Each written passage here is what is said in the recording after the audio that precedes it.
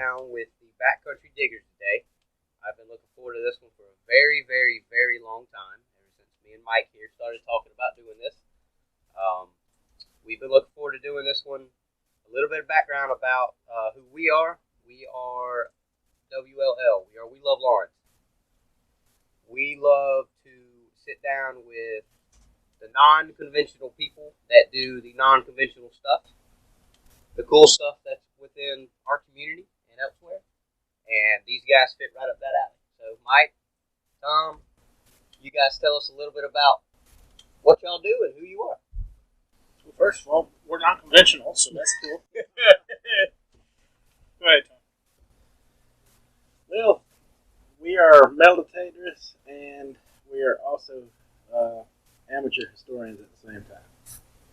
And when I was in my 8th grade history class, I got interested in the local history here because the teacher we had would actually include local revolutionary history in with the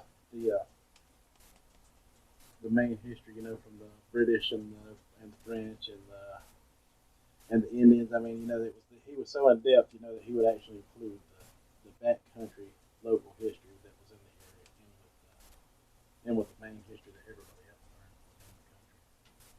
in the country. Where all do you guys travel? Is this just Lawrence based, or do y'all go outside of Lawrence as well? We go outside of Lawrence too once in a while.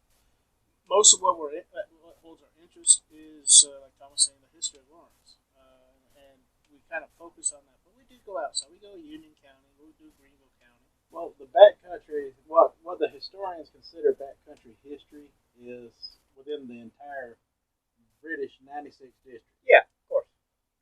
And that included a lot of counties within the upstate of South Carolina.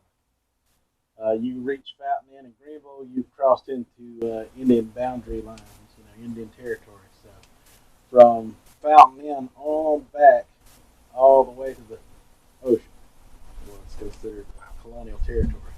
Wow. So how did all this, how did you guys meet? How did this stuff get started? How did y'all decide? Did y'all just wake up one day and decide, hey, I want to go metal detecting? How did it all get started? I'll let Tom take that one too. Kind of my fault. I'll fill in my end of it, but he's actually the start of this. Okay, so I was interested in the local history, so I decided to approach the historians within the area and tell them what I'd done. I told them, that I metal detect, and I knew the story of Roy Christie. Like I said, I learned that back in 8th grade history class as well. Roy Christie is a local guy who discovered Fort Lindley back in 1970 here. And kind of where we met you at is what that was all about. Mm-hmm. We actually got a chance to hunt that. And he was present for that. And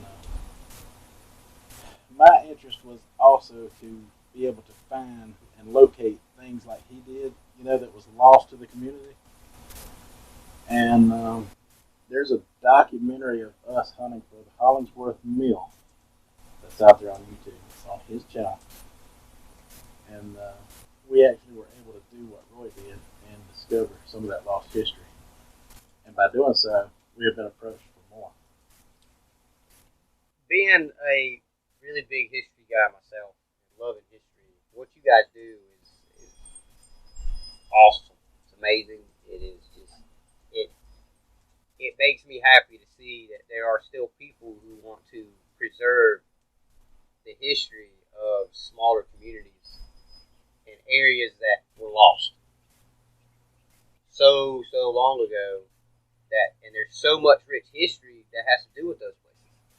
So the fact that you guys go out there and y'all try to preserve that and tell that, I think it's wonderful. And I absolutely love it. When they presented me with a challenge to go after the Hollingsworth Mill, I realized it was a greater challenge than I could do all by myself. So I got to looking, for other like-minded people within the hobby that would take an interest in going out there with me and finding the history and finding the mill itself. And I run across Mike and the Van Sciver brothers first. We've had a love relationship since. It didn't take long to get them on board. It didn't take long at all. it takes a special group of guys to get out there and go do what we do. Because there was many times we would go out there for hours on end and not find nothing. Oh yeah. And for these guys to be willing to come back with me every single time after 8 or 9 hours of not finding anything and do it again every 3 weeks, Now we knew we had something good special. Oh yeah. And you actually contacted Tracy and his brother, the Snyder brothers, and they contacted me. The first ones you were in contact with them, and so these guys were on board first. Well, 12-hour shift job, Sure. So I would only be able to go out when I could. Now with the situation that I have now, I'm able to get out a whole lot more and do a whole lot more of that kind of stuff. So, what is your single most favorite hunt you went and did? The single most favorite hunt I went and did. Oh, there's so many in that library. You had to pick just one. If I had to pick just one, it would be the day that we laid eyes on that 200-year-old mill foundation. That would be my favorite hunt. Mike, what about yours? You said that, and I started thinking, I don't know. You gotta pick one. There's gotta be one. I have to pick one. I mean, this is even before I met these guys. I was down in the lower part of the country and the state, and I was on a hunt. I found my first flat button, which would be a 200-year-old flat button. It was a tomback, and I love that. All the way up to $50. I found a Walking Liberty $50. I found a lot of vitamins on that day, and up to that point, that was the best hunt I had. Up to that point, and I think my memory just keeps going back to that day. Like, wow, that was a cool place. One thing that was nice about it was the digging was in sand, and sand just keeps relics nice and clean and neat. And you come up here and you dig in the red clay, and you still get relics. You just have to do a little care to keep them up. Oh yeah. But probably at one day, probably at least one of my favorite ones. Chris? My favorite, I'd have to say, is when I found a birthday present ring that was missing for 56 years. Wow. It was a ruby on a gold band. One of our other guys, Chet, he'd actually contacted me and asked me if I'd help find it. And of course, I said yes. And the spot that we were looking at, there was Gene, which was here earlier, and Chet. We'd all swung over that spot, but something kept telling me to go back to that spot. So I did, and I found it. Awesome. So I know you guys just did the Fort Lily. Yes. And some of the artifacts y'all found, I got to see, and I will say they are awesome. It's impressive. I mean, just the fact that y'all have the equipment, and the fact that there's equipment out there to find a musket ball that big around is just kind of blows my mind just a little bit, or even a nail that's that big. Yeah. So how important, as well as how excited were y'all to go and do Fort Lily? First of all, I don't think any of us thought we were ever going to be able to hunt that location. We knew landowners like the privacy, and I mean, who doesn't? That's something you got to respect. We knew the fort was there, and we thought it'd be a fascinating place to hit. We just never really considered that we would have that opportunity until we were approached with the opportunity one day, and we jumped on it. We knew a little bit about the history already, and to actually get out there, at least in my mind, thinking about some of the people and the events that took place there, it was, I don't know, it's just one of those things you don't describe, and you're actually trying to items that possibly those people you can read about in a history book have handled before, or maybe even belong to them. And then you go and pull it out of the ground, and you're looking at that, and you realize it comes from that same period, and it's a thrilling thing. Oh, I don't doubt it. Metal detecting is a fantastic hobby. I don't doubt it.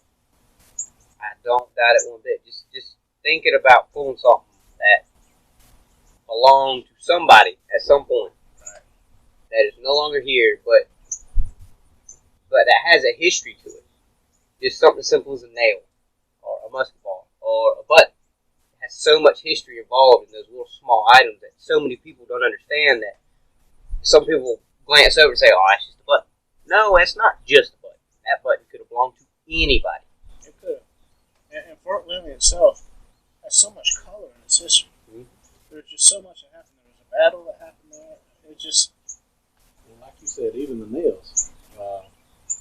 Even if some of the other items that we found that day weren't exactly part of it, you know, but were just the age of it, those nails definitely held that fort together. Yeah. And that, I mean, somebody handmade that nail, first of all. Somebody hand-nailed that nail, and somebody built that fort. And that was something that held everything together. Exactly. Now, I'll ask this, and we'll end on this note. One place you want to hunt more than anything else? It has to be just one, huh? What is it with you and one? You can give me a list. I don't mind. Oh, let's see.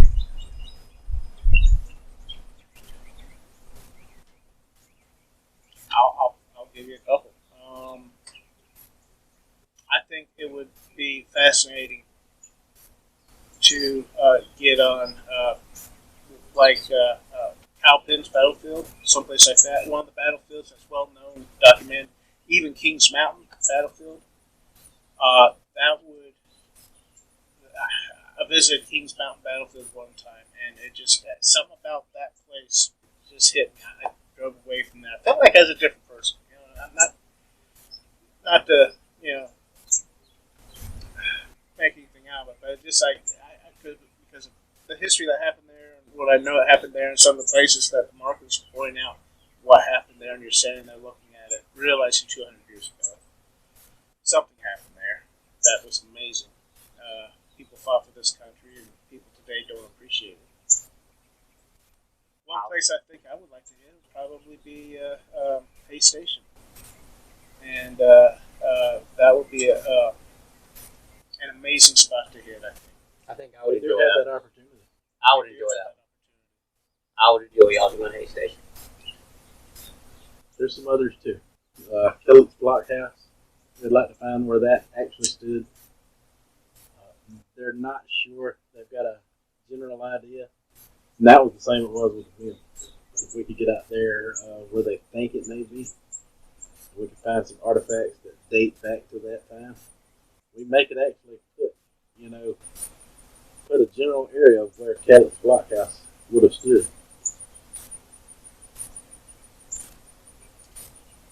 And once again, that's kind of the way Fort Langley was a year ago for us. We don't think we'll ever go down there, but past history shows we might. Who knows? I hope y'all do. I do. We just don't know. Grace? I was thinking what Mike said about Cowpens. Cowpens. Your Cowpen, yeah. That was a short battle, but Yes. there's a lot there. Tom? Number one. Where would I like to go? Anywhere. Pick anywhere. Anywhere. Anywhere. All right. Thank you. There's so much. Like there's Blackstock Battlefield. I think I would like to hunt Blackstock. Again, thank you guys so very much. Taking the time to sit down and talk to me. I have absolutely enjoyed it. And remember, guys, these are the BackCountry Diggers. You can find them on Facebook. You can find them on YouTube. You can find us on Facebook. And you can find us on YouTube. We are W.L.L. Podcasts. Y'all give us a like. Give them a like. Y'all give us a share. Give them a share. This is We Love Lawrence. Thank y'all so much. Y'all have a great day.